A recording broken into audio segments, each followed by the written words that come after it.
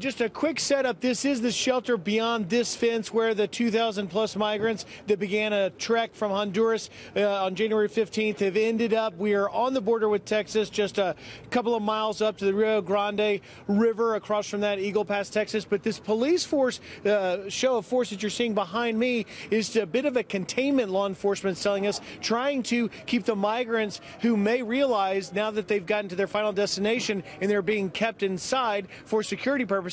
Law enforcement says their own, along with the communities, and the mayor here says it's to also keep them from going freely across the Rio Grande because it is a very porous river without a lot of wall or fencing along that area, and they're concerned about that. Another factor, Bill, that plays into what we're seeing in terms of security is that the governor of this Mexican state, Coahuila, his name is Miguel Riquelme, he told me in an interview last night in Spanish that his intention is to go through the 2,000 migrants that you see inside this fence on the other side here, is to see those that did not register for the year-long temporary asylum but have come here illegally into Mexico will be taken into custody and deported possibly as soon as today. He said immediately. Listen to this soundbite, please.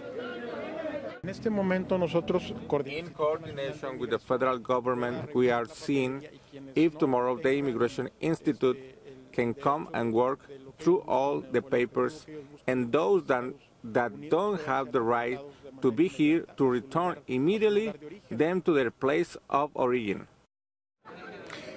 So the folks you're seeing here really just waking up in the last hour, getting fed because the community giving them shelter, food, and necessities like health care, but many of them learning that they could be possibly on the short list for deportation. The police force out here keeping security. Tensions are rising a little bit here, Bill. Griff, watch it for us. Thanks. Mexican side of the border, Griff Jenkins.